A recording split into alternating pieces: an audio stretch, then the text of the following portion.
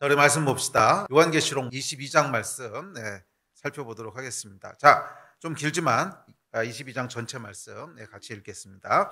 자, 시작.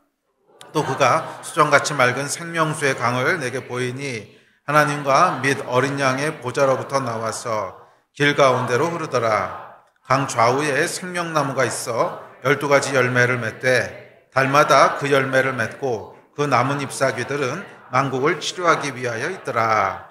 다시 저주가 없으며 하나님과 그 어린 양의 보좌가 그 가운데 있으리니 그의 종들이 그를 섬기며 그의 얼굴을 볼 터이요 그의 이름도 그들의 이마에 있으리라. 다시 밤이 없겠고 등불과 햇빛이 쓸데없으니 이는 주 하나님이 그들에게 비치심이라. 그들이 세세토록 왕노릇 하리로다. 또 그가 내게 말하기를 이 말은 신실하고 참된지라. 주 곧 선지자들의 영의 하나님이 그의 종들에게 반드시 속히 되어질 일을 보이시려고 그의 천사를 보내셨도다. 보라, 내가 속히 오리니 이 두루마기의 예언의 말씀을 지키는 자는 복이 있으리라 하더라. 이것들을 보고 들은 자는 나 요한이니 내가 듣고 볼 때 이 일을 내게 보이던 천사의 발 앞에 경배하려고 엎드렸더니 그가 내게 말하기를 나는 너와 내 형제 선지자들과 또 이 두루마리의 말을 지키는 자들과 함께 된 종이니 그리하지 말고 하나님께 경배하라 하더라. 또 내게 말하되 이 두루마기의 예언의 말씀을 인봉하지 말라. 때가 가까우니라. 불의를 행하는 자는 그대로 불의를 행하고 더러운 자는 그대로 더럽고 의로운 자는 그대로 의를 행하고 거룩한 자는 그대로 거룩하게 하라. 보라, 내가 속히 오리니 내가 내게 줄 상이 내게 있어 각 사람에게 그가 행한 대로 갚아주리라. 알파와 오메가요 처음과 마지막이요 시작과 마침이라. 자기 두루마기를 빠는 자들은 복이 있으니 이는 그들이 생명나무에 나아가며 문들을 통하여 성에 들어갈 권세를 받으려 함이로다. 개들과 점술가들과 음행하는 자들과 살인자들과 우상숭배자들과 및 거짓말을 좋아하며 지어내는 자는 다 성 밖에 있으리라. 나 예수는 교회들을 위하여 내 사자를 보내어 이것들을 너희에게 증언하게 하였노라. 나는 다윗의 뿌리요 자손이니 곧 광명한 새벽별이라 하시더라. 성령과 신부가 말씀하시기를 오라 하시는도다. 듣는 자도 오라 할 것이요 목마른 자도 올 것이요 또 원하는 자는 값없이 생명수를 받으라 하시더라.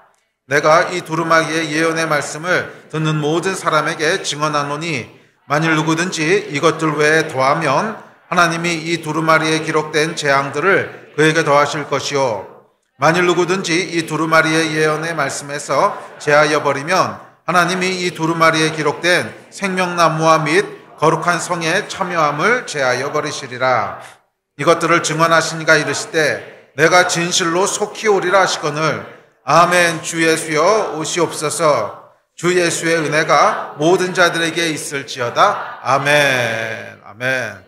이것이 성경의 가장 마지막 멘트입니다. 할렐루야. 주 예수여 곧 오시옵소서. 아멘. 그러니까 이 성경의 계시록뿐만 아니고 모든 성경의 마지막 결론은 뭐냐면 주 예수여 어서 오시옵소서. 예수님이 다시 오시는 것을 갈망하라던 권면으로 끝맺습니다. 그것이 우리에게 던지는 모든 성경 메시지의 마지막 귀결인 줄 믿습니다. 이 말씀에 대해서는 다음 주에 좀 더 이어서 살펴보도록 하겠습니다. 자, 계시록 22장 마지막 장인데요.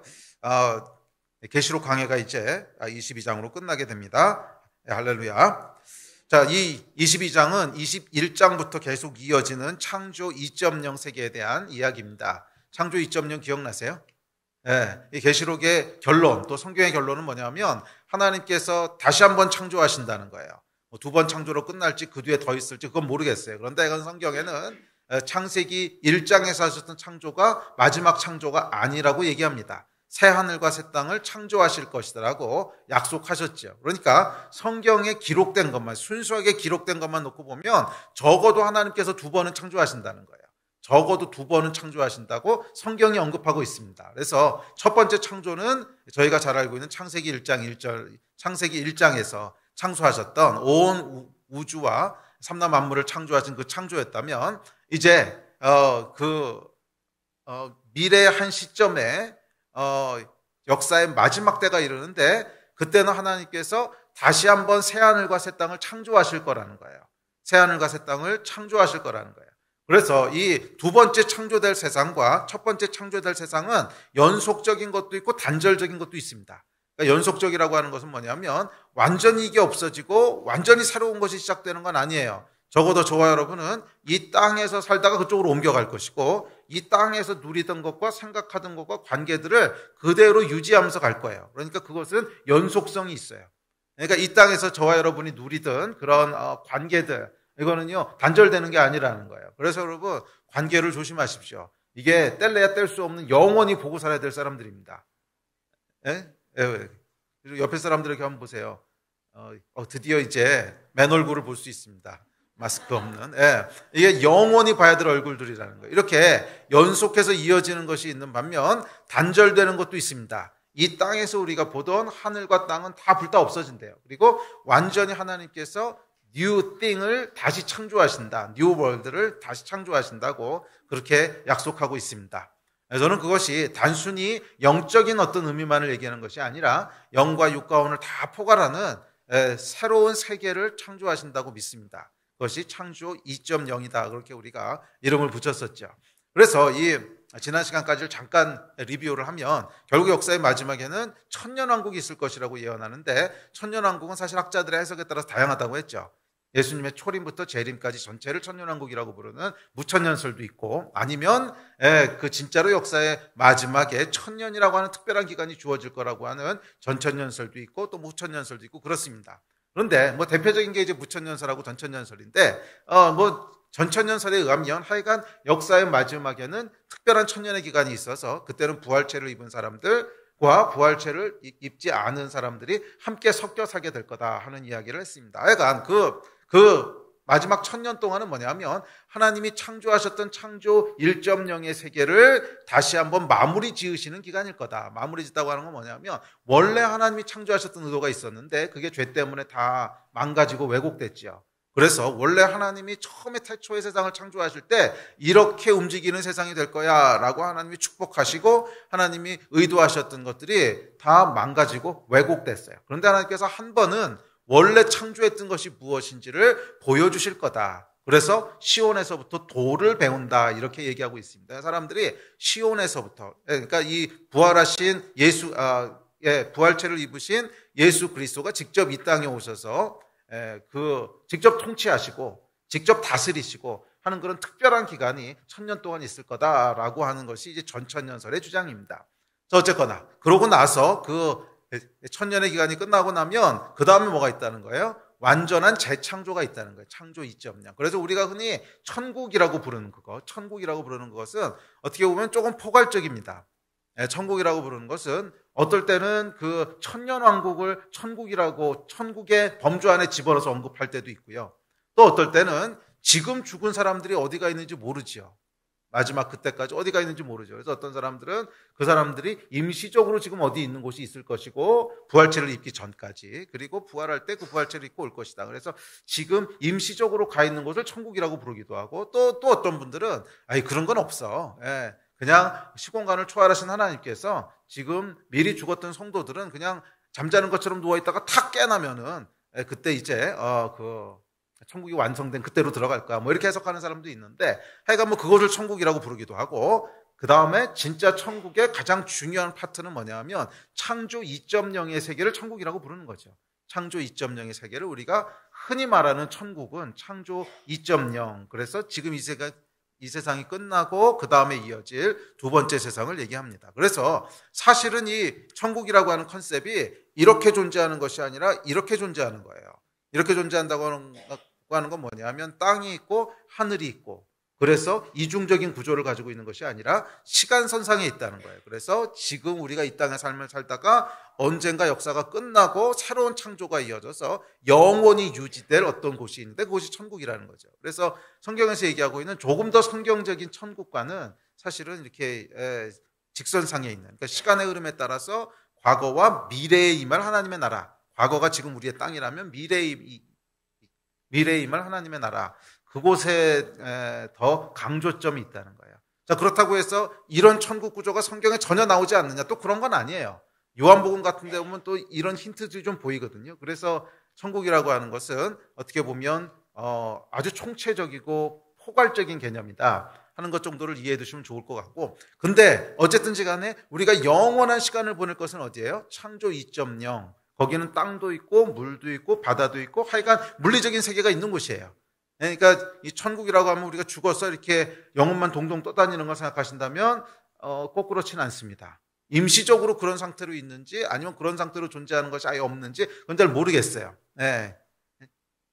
이제 거기에 대해서는 학자들마다 해석이 조금씩 달라지면 모르겠는데, 하여간 천국이라고 하는 것의 메인 바디는 뭐냐면 땅이 있고 하늘이 있고 물리적인 세상이 있어요. 두 번째 창조하신 그곳에서 영원한 시간을 보내게 되는 것, 그것이 천국의 성경이 얘기하는 천국의 본질적인 내용입니다.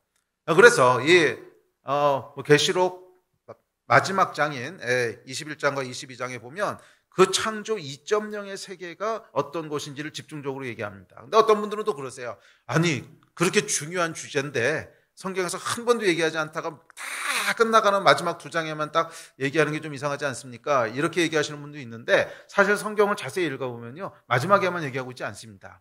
네.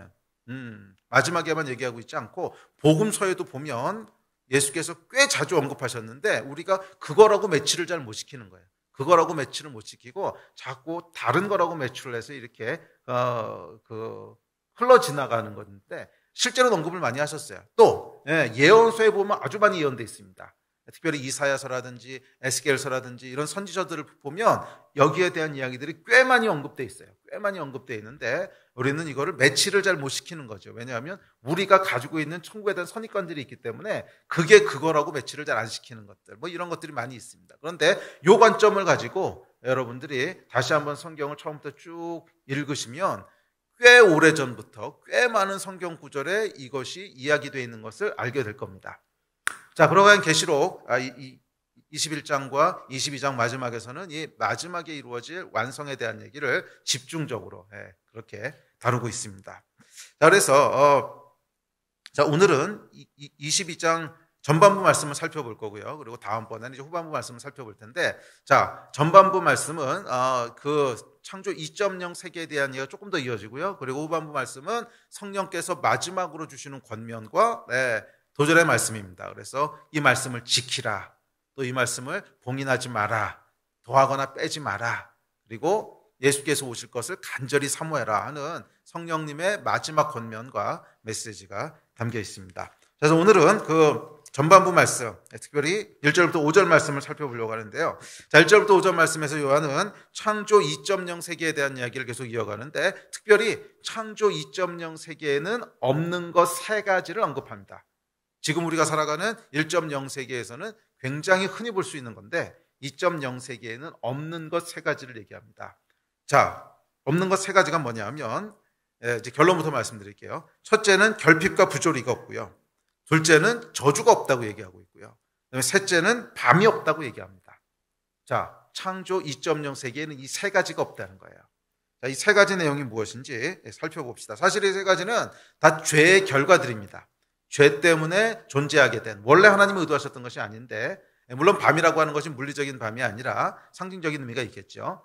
자, 그런데 하여간 원래 하나님께서 의도하신 것이 아닌데 죄로 인해서 이 땅 가운데 관영해진 그런 죄의 결과들입니다. 자, 하나씩 살펴보도록 합시다. 첫째, 창조 2.0, 다가올 하나님의 완전한 나라에는 결핍과 부조리가 없습니다. 자, 1절 2절 말씀입니다. 시작. 또 그가 수정같이 맑은 생명수의 강을 내게 보이니 하나님과 및 어린 양의 보좌로부터 나와서 길 가운데로 흐르더라. 강 좌우에 생명나무가 있어 12가지 열매를 맺되 달마다 그 열매를 맺고 그 나무 잎사귀들은 만국을 치료하기 위하여 있더라. 자, 이 두 구절은 지난번에도 우리가 잠깐 살펴보긴 했는데, 자, 그 생명나무 열매를 먹고 그 다음에 잎사귀로 치료한다라고 얘기합니다. 자, 먹고 치료한다라고 하는 말이 품고 있는 의미가 뭐냐면 생명나무 열매를 먹음으로 부족함이 없다는 거예요. 그 다음에 치유함으로 말미암아 이 잘못된 것들, 망가진 것들이 없다는 거예요. 예. 이야기를 좀 더 살펴봅시다. 자, 창조 1.0 세계는 죄로 인해 망가진 세계입니다. 이 죄라고 하는 것의 히브리적인 의미는 뭐냐면, 히브리어로 죄라고 하는 말을 보면 관역에서 빗나가다, 그런 의미예요. 관역에서 빗나가다, 또는 기준에 미치지 못하다, 또는 부족하다 하는 것이 히브리적인 죄의 컨셉입니다. 자, 원래 하나님은 부족함이 없는 풍성한 세상을 창조하셨어요. 부족함이 없는 풍성한 세상을 창조하셨는데, 죄로 인해서 뭐예요? 죄는 부족하다라는 의미라 그랬죠.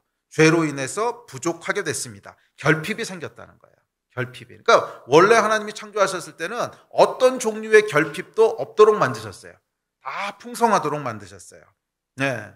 그런데 하나님과의 단절로 말미암아, 죄가 들어오고 하나님과 단절됨으로 말미암아 결핍이 생기게 됩니다. 자, 하나님과 단절되게 되니까 무슨 결핍이 생깁니까? 영적인 결핍이 생기겠죠. 네. 뭐 당연히 하나님으로부터만 채워질 수 있는 영적인 이제 그런 공급하심이 있는데, 단절됨으로 말미암아 영적인 필요가 채워지지 않습니다. 그래서 영적인 결핍이 생깁니다. 또 타인과의 관계가 망가짐으로 말미암아 정서적인 결핍이 생깁니다. 원래 하나님이 우리 어떻게 창조하셨냐면, 이웃과 사랑함으로 말미암아, 이웃과 온전한 관계를 누림으로 말미암아 정서적인 만족을 얻도록 창조하셨거든요. 그렇죠? 예. 여러분, 우리가 사람을 아무도 안 만나고 이 독방에 집어넣고 한 달만 사람을 놔두면 폐인이 됩니다. 정서적으로 폐인이. 한 달은 폐인이 안 될 줄 모르겠다. 내가 한 달 있어 보니까 한 달은 견딜만 하더라고요.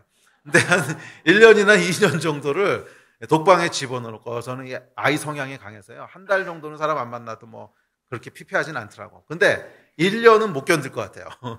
1년 동안을 아무리 아이 성향이 극강인 사람이라도 1년 동안을 혼자 놔두고 아무도 교제를 못하게 하면 이 정서적으로 완전히 고갈되고 사람이 망가지죠. 예.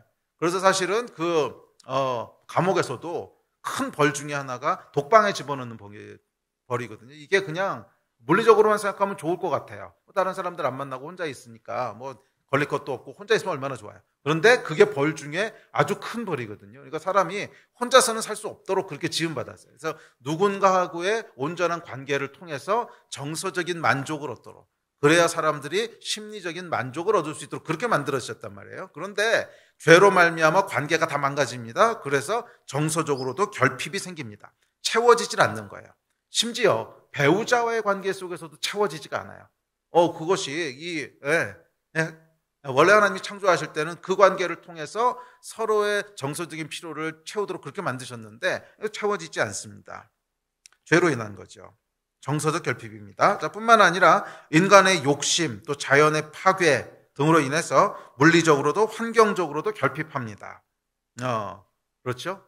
환경이 오염되게 되면서 쾌적한 상황 속에 살지 못하게 되고, 또 무리한 욕심으로 인하여 자원이 고갈되고, 그래서 먹을 것도 없어지고 막 이러죠. 자, 이런 것들이 이제 결핍입니다. 자, 어쨌거나 우리는 물리적으로도 정서적으로도 영적으로도 결핍된 세상을 삽니다. 또한 죄는 부족한 것뿐만 아니라 빗나가는 거라 그랬죠. 관역을 빗나가다. 자, 하나님께서는 조화롭고 정의롭게 세상을 창조하셨습니다. 그것이 하나님의 의예요. 조화롭고 정의롭다고 하는 것이 하나님의 의입니다. 하나님의 의로움에 기초합니다. 그래서 원래 하나님이 창조하신 세상은 아무도 억울한 사람이 없고 이해 못할 그런 불의함도 없어요. 그렇게 만드셨어요. 억울함도 없고 불의함도 없도록 그렇게 만드셨어요. 그런데 죄는 어떻게 됩니까? 죄가 들어오면서 조화롭고 정의로운 하나님의 의가 파괴됩니다.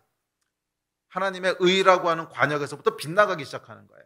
의라고 하는 관역에서부터 빗나가기 시작해요. 그래서 악인이 부와 권력을 누리며 장수하다가 편안히 영면하기도 하고, 또 반대로 의인은 고생하다가 자녀들까지 고생하고, 뭐 이런 거.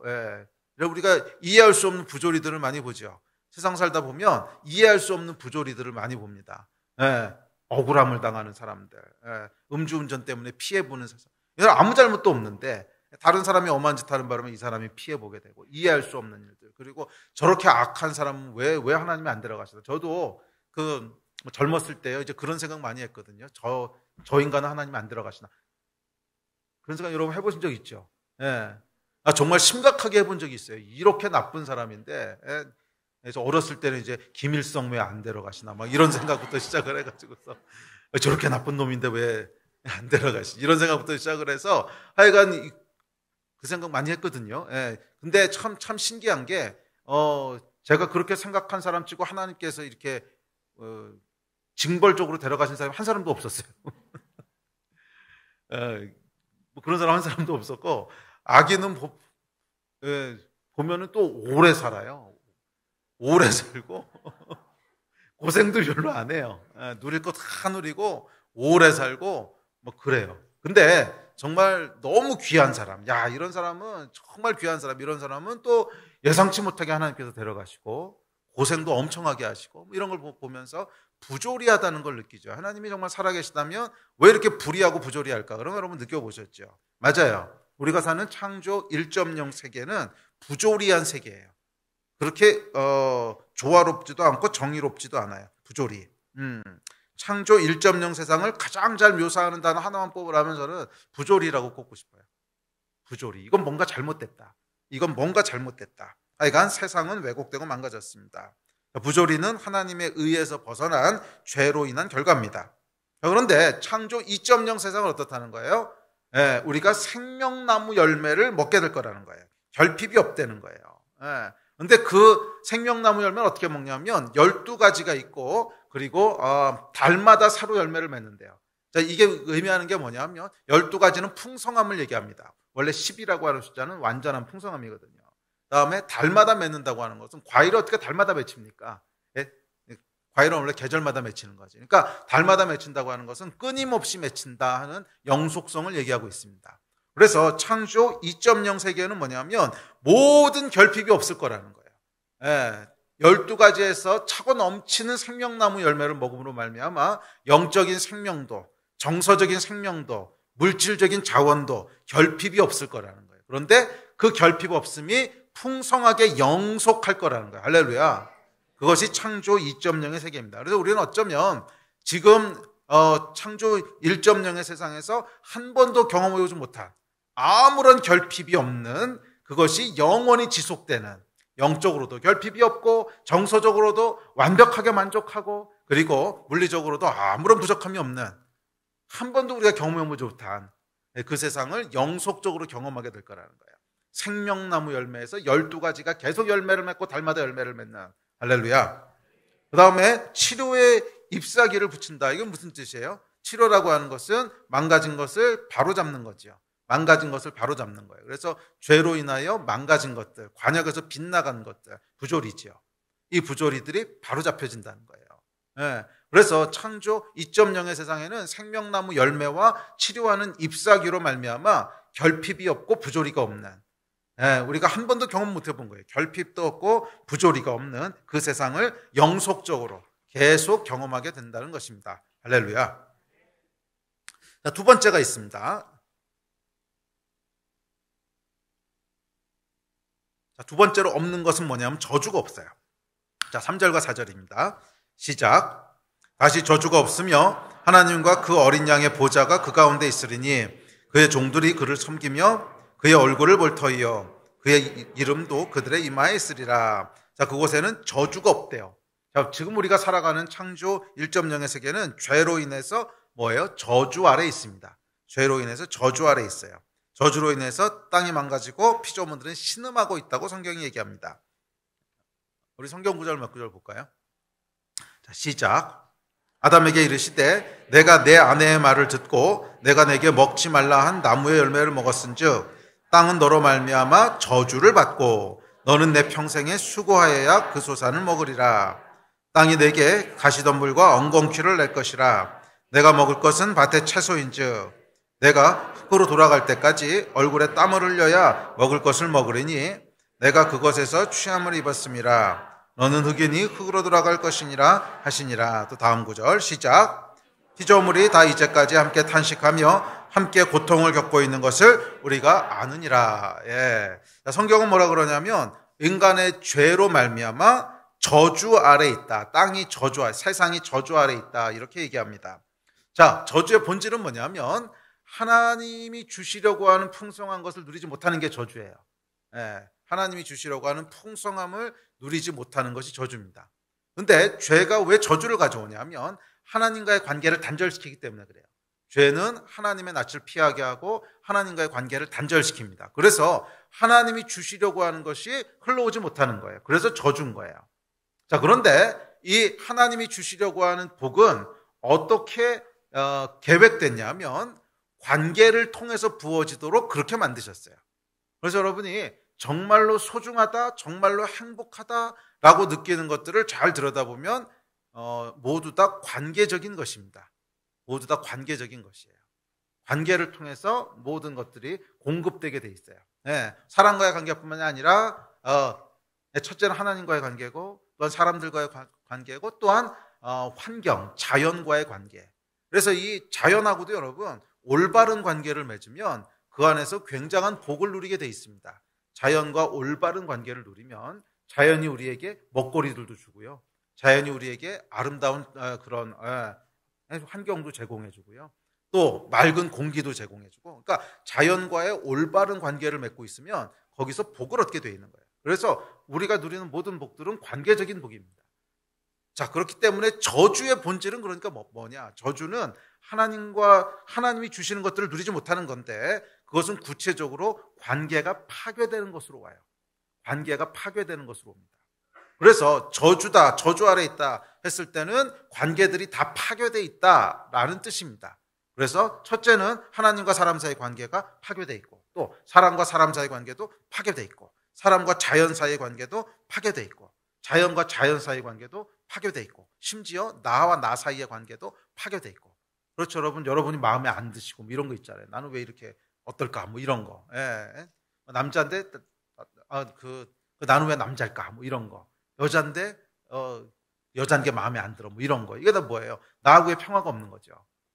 스스로와의 관계도 깨져 있는 거예요. 사이간 이런 것들이 결국 저주라는 거예요.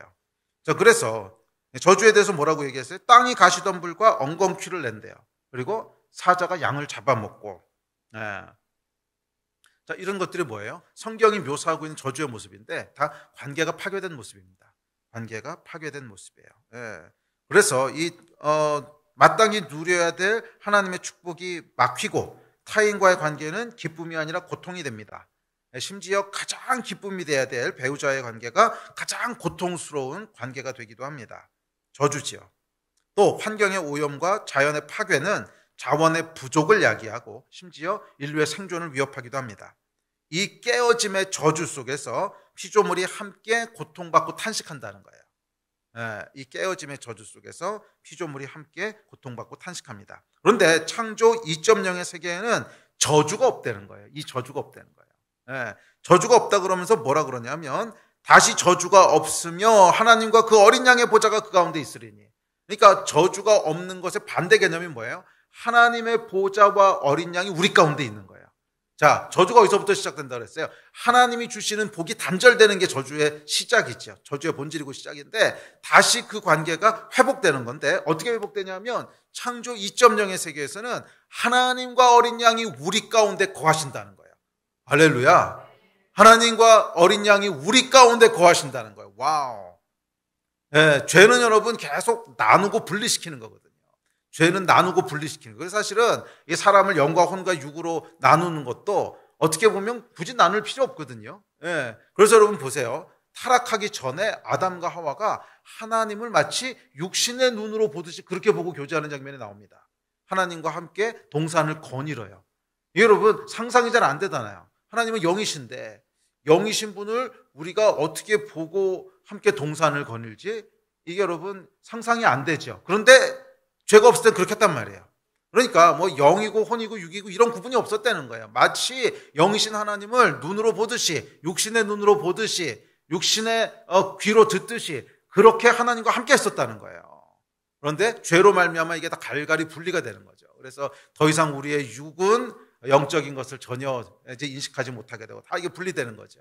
자, 어쨌거나 그래서 창조 2.0의 세계에서는 어떤 회복이 일어난다는 거예요? 더 이상 이런 구분도 없다는 거예요. 하나님이 우리 가운데 계셔서 하늘과 땅이 하나가 되고 영과 육도 다 하나가 되고 그래서 마치 우리가 얼굴과 얼굴을 맞대고 보듯이 지금 제가 여러분의 얼굴 이렇게 보듯이 지금 여러분들이 주위 사람 얼굴을 이렇게 보듯이 하나님 얼굴을 그렇게 볼 거라는 거예요. 와, 모세도 보지 못했던 그 하나님의 영광, 그 하나님의 임재를 대면하여 살아가는 곳이 창조 2.0의 세계입니다. 아멘. 자, 이 축복에 대해서 성경은 이렇게 얘기합니다. 우리 다음 구절 볼까요? 시작. 그때 이리가 어린 양과 함께 살며 표범이 어린 염소와 함께 누우며 송아지와 어린 사자가 살찐 짐승이 함께 있어 어린아이에게 끌리며 암소와 곰이 함께 먹으며 그것들의 새끼가 함께 엎드리며 사자가 소처럼 풀을 먹을 것이며 젖먹는 아이가 독사의 구멍에서 장난치며 젖된 어린아이가 독사의 굴에 손을 넣을 것이라. 내 거룩한 산 모든 곳에서 해됨도 없고 상함도 없을 것이니 이는 물이 바다를 덮은 같이 여호와를 아는 지식이 세상에 충만할 것임이라. 아멘. 이 여러분 저주가 사라진 세상의 모습이에요. 저주가 사라진 세상, 모든 관계가 축복이 되는 세상, 해됨도 없고 상함도 없는 세상, 물이 바다를 덮은 같이 여호와를 아는 지식이 세상에 충만한 세상, 이 저주가 없는 세상에서 우리는 영원한 하나님의 축복을 누리게 될 것입니다. 아멘. 그런데 여러분, 이 말씀 들을 때 어떻게 믿으셔야 된다 그랬죠? 이 축복을 현재로 갖고 올 수 있다는 거예요. 믿음으로 갖고 와서 누릴 수 있다는 거예요. 아멘. 자, 마지막 세 번째입니다. 자, 세 번째 없는 것은 밤이 없대요. 자, 5절 말씀입니다. 시작. 다시 밤이 없겠고 등불과 햇빛이 쓸데없으니 이는 주 하나님이 그들에게 비치심이라. 그들이 세세토록 왕노릇 하리로다. 자, 밤이라고 하는 것은 당연히 어두움을 상징하죠. 어두움을 상징합니다. 창조 2.0 세계에는 어떤 종류의 어두움도 없다는 거예요. 어떤 종류의 어두움도 없다는 거예요. 어떤 종류의 부정적인 것도 없다는 거예요. 네. 그래서 여러분 야고보 사도가 뭐라고 했어요? 하나님은 회전하는 그림자도 없으시다 그랬죠. 그러니까 어두움이 없으시다는 거예요. 창조 1.0 세계는 죄로 인해 망가졌어요. 그래서 빛이 있으면 어두움이 있습니다. 빛이 있으면 어두움이 있어요.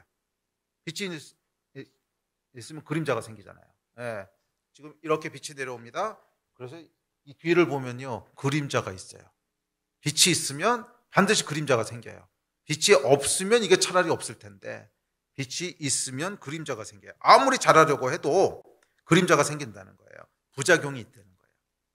창조 1.0 세계는 하나님은 그림자가 없으세요. 그런데 창조 1.0 세계에 속한 피조물들은요, 어떤 일을 해도 반드시 부정적인 일이 생깁니다. 아무리 좋은 일을 하고 아무리 잘하는 일을 해도요, 반드시 부정적인 면이 생깁니다. 세상 살아보신 분들은 알 거예요.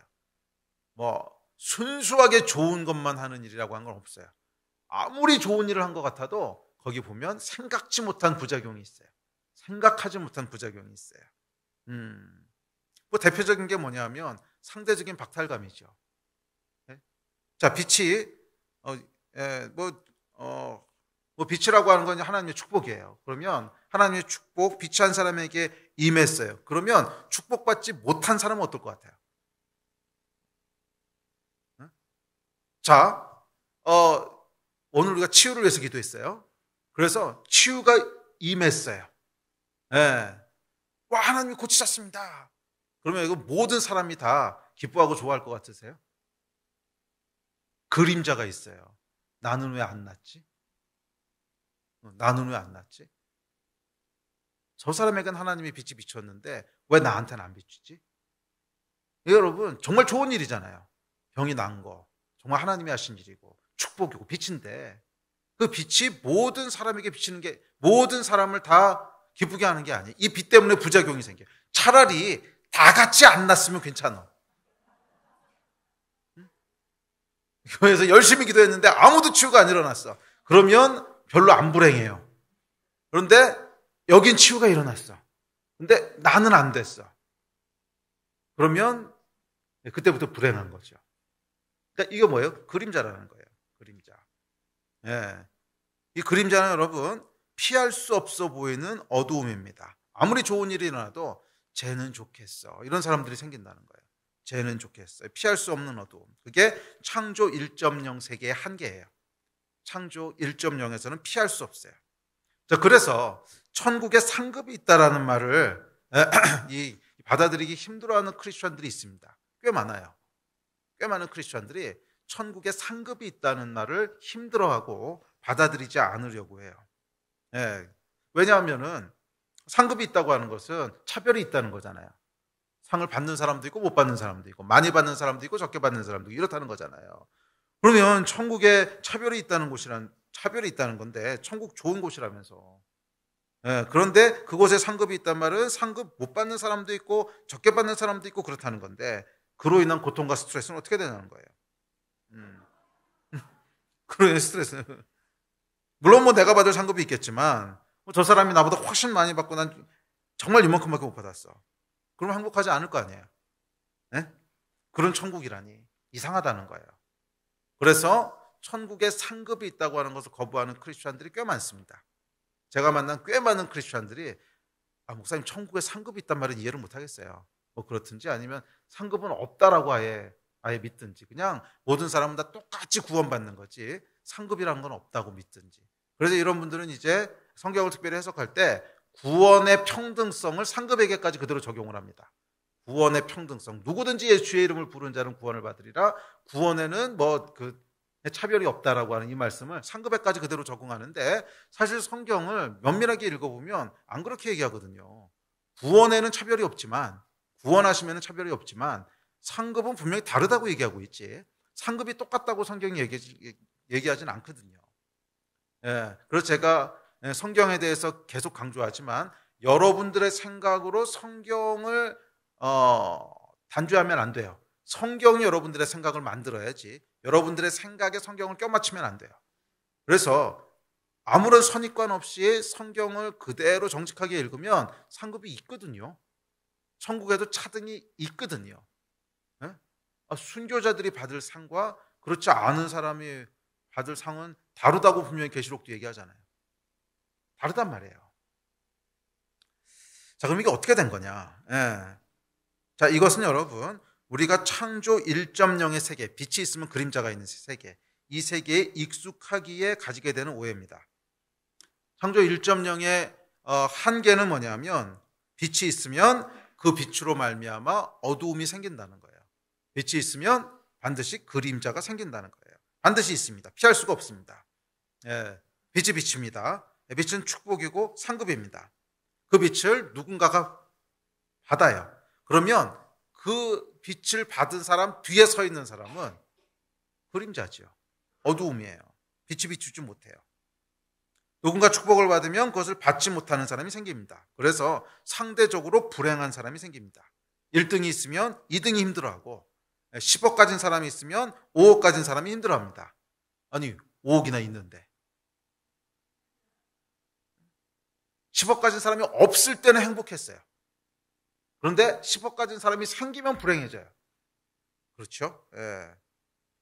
여러분 그거 아세요? 올림픽에서 조사를 해봤어요. 그래서 금메달 딴 사람은 물론 행복합니다. 그런데 은메달 딴 사람과 동메달 딴 사람을 비교를 해봤더니 동메달 딴 사람의 만족도가 압도적으로 높대요.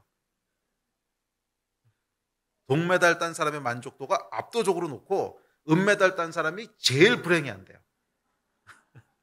이게 이상하죠, 여러분. 동메달보다 은메달이 더 좋은 건데 은메달 딴 사람이 가장 힘들고 불행하다고 생각하고 동메달 딴 사람은 굉장히 행복해한다는 거예요.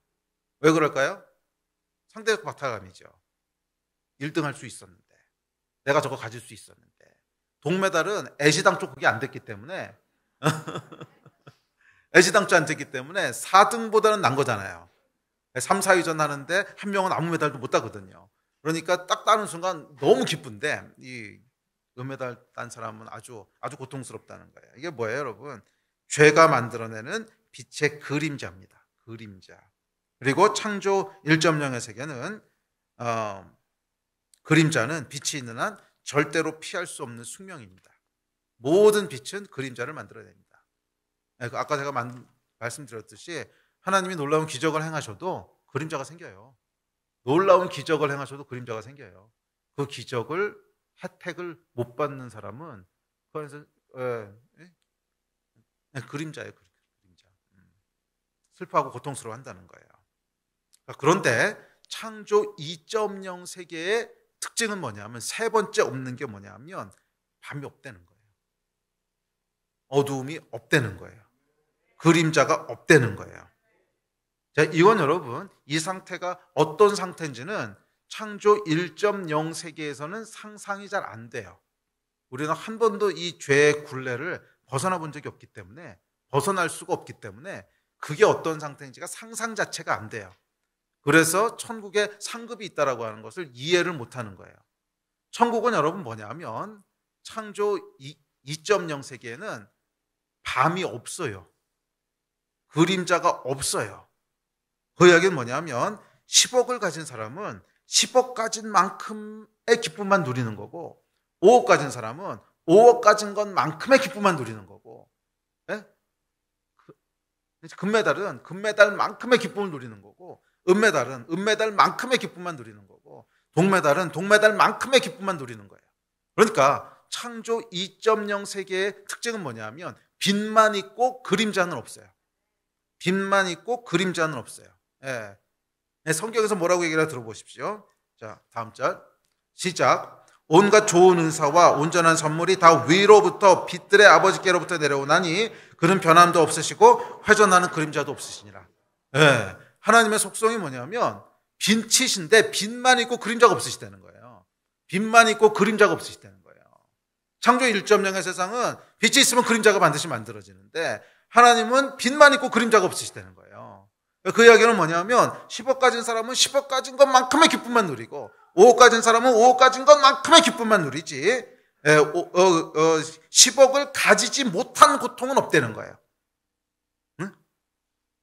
그러니까 은메달을 딴 사람은 은메달 딴 것에 대한 기쁨만 누리지 금메달 따지 못한 것에 대한 슬픔은 없다는 거예요. 이 그림자가 없다는 거예요. 예.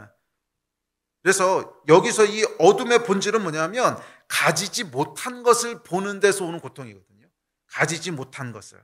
가진 것을 보는 것이 아니라 가지지 못한 것을 보기 때문에 받는 고통이에요. 이미 가진 게 많은데. 예. 타인에게 비춘 빛이 만들어내는 그림자입니다. 나는 내게 비춘 빛만 보면 되는데 자꾸 타인에게 비친 빛이 만들어내는 그림자로 들어가는 거예요. 이게 죄라는 거예요. 예?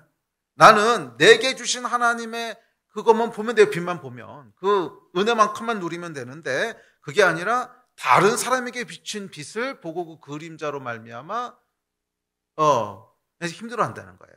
이게 여러분 죄의 결과입니다. 그런데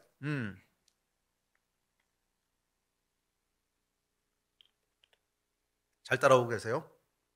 자, 그런데 창조 2.0의 세계는 다르다는 거예요. 거긴 뭐가 없어요? 그림자가 없어요.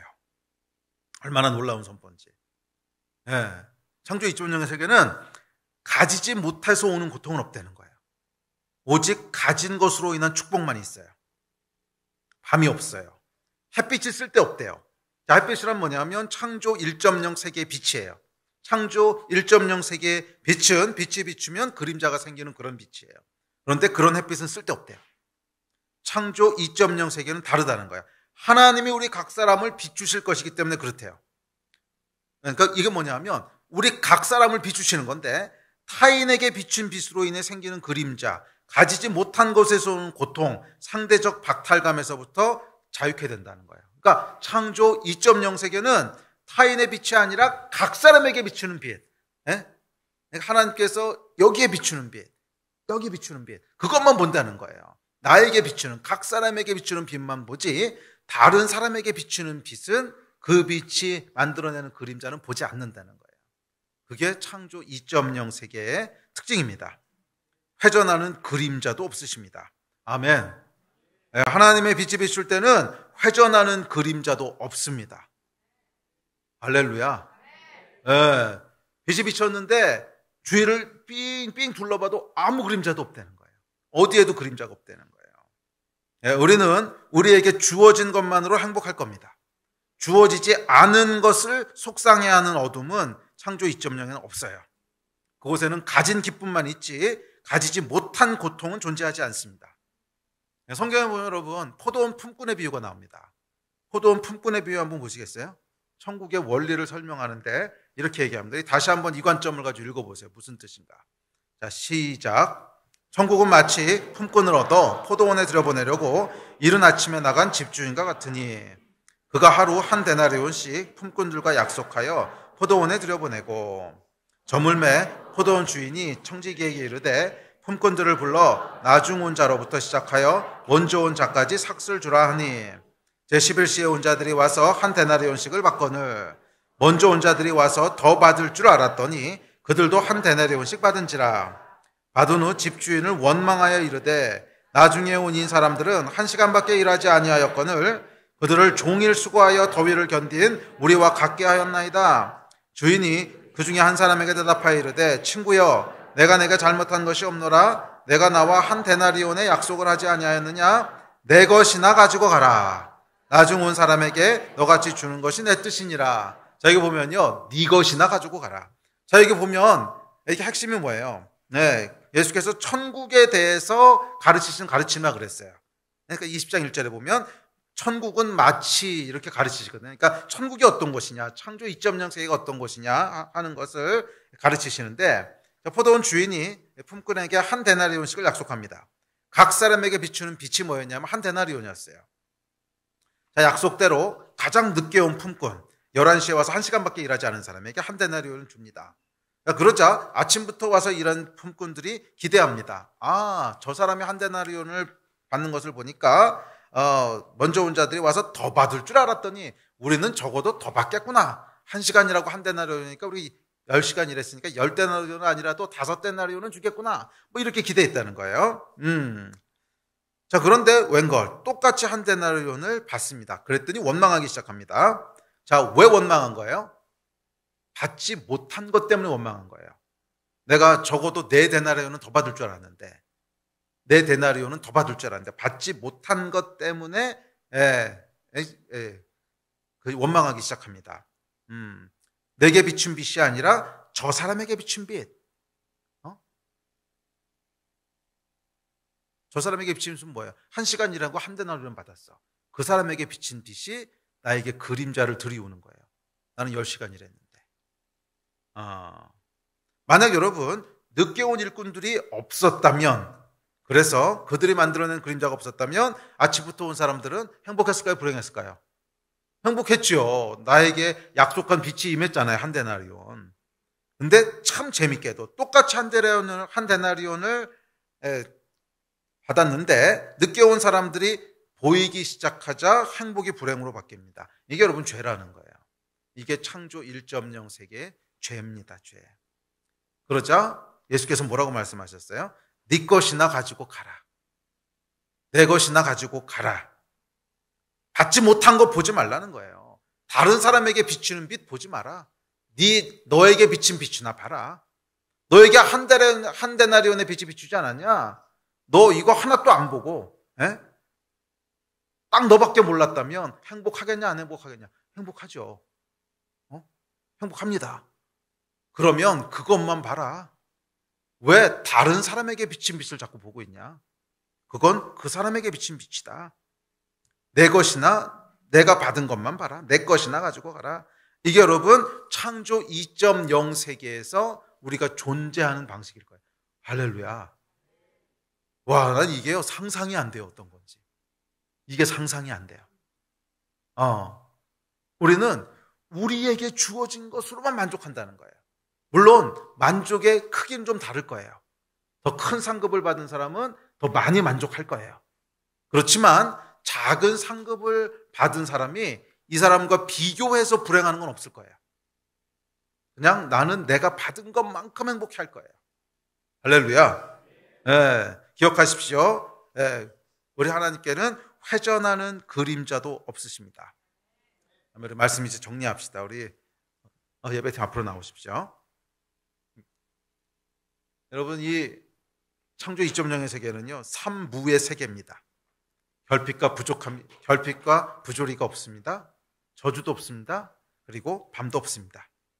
그리고 그것을 우리가 믿음으로 지금으로 끌고 와서 누릴 수 있다는 거예요. 할렐루야. 창조 2.0 세계에서 누리게 될 이 축복들은 단순히 미래에만 존재하는 그림의 떡이 아니라 믿음을 통하여 지금 현재로 가져와서 누릴 수 있는 축복입니다.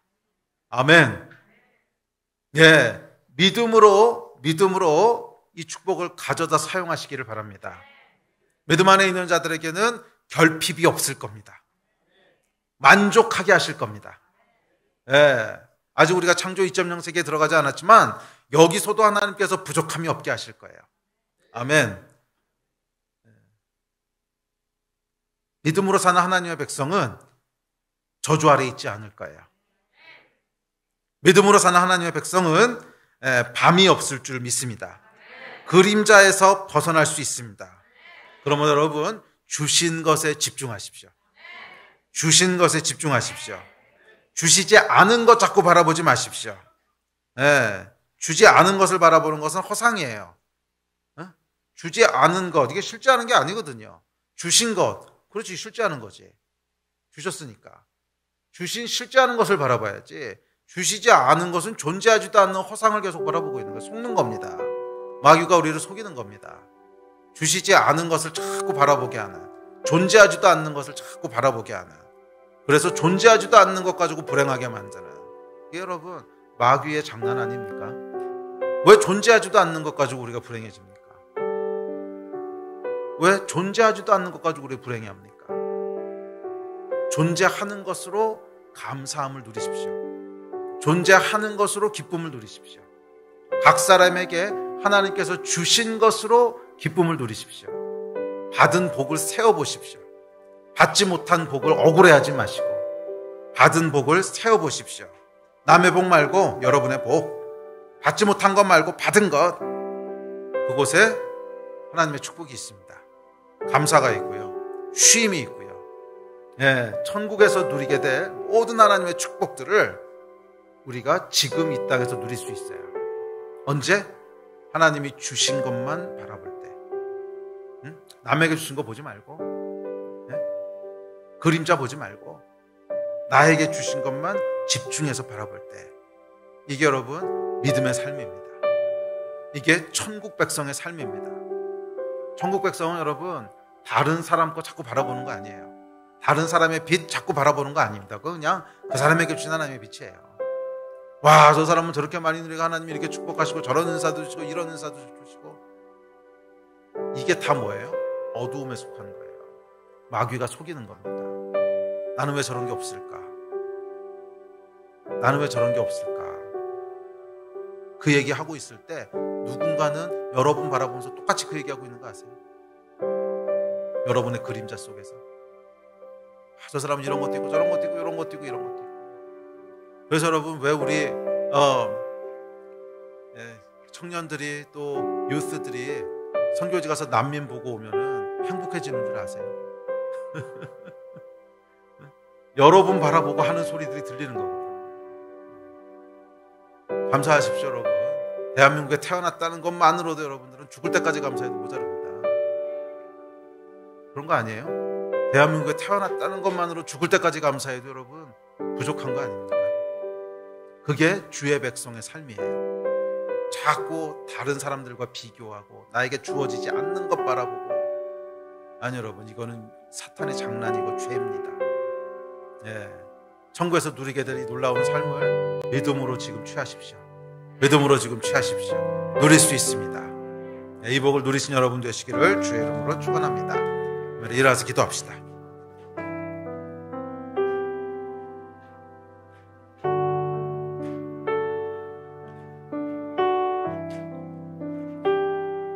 혹시 그림자 속에 계셨던 분 계십니까? 오늘 그림자에서 벗어나는 밤이 되기를 주의 이름으로 축원합니다. 성령께서 조명하시고 도우시면 벗어날 수 있습니다. 내게 주신 것들만 보게 될 줄 믿습니다. 나에게 이미 하나님이 허락하신 것들이 얼마나 놀랍고 감사한 것인지를 보게 되는 역사가 있게 되기를 축복합니다. 나에게 주어지지 않은 것에 허상에 속아서 그림자 속에 있다면 오늘 해방되는 날이 되십시오. 오늘 거기서부터 빠져나오십시오. 믿음으로 빠져나올 수 있습니다. 내게 주신 것들에 집중하십시오. 여러분이 받은 복을 세십시오. 받지 못한 것 카운트하지 마십시오. 아멘. 우리 함께 좀 기도합시다. 우리 함께 주여 세 번 부르짖고 기도할 때 오늘 하나님 우리가 그림자에서부터 벗어나는 밤이 되기를 원합니다. 어두움에서부터 벗어나는 밤이 되기를 원합니다. 평생 나를 어둠 속에 가뒀던 이 빛의 그림자로부터 벗어나는 날이 되기를 소원합니다. 우리 하나님이 각 사람에게 나에게 비추시는 빛이 무엇인지를 보게 하여 주시고 그 빛 가운데로 나아가게 하여 주십시오. 그 빛만 바라보게 하여 주십시오. 다른 사람에게 비추는 빛은 보지 말게 하여 주시고 나에게 비추는 빛만 보게 하여 주십시오.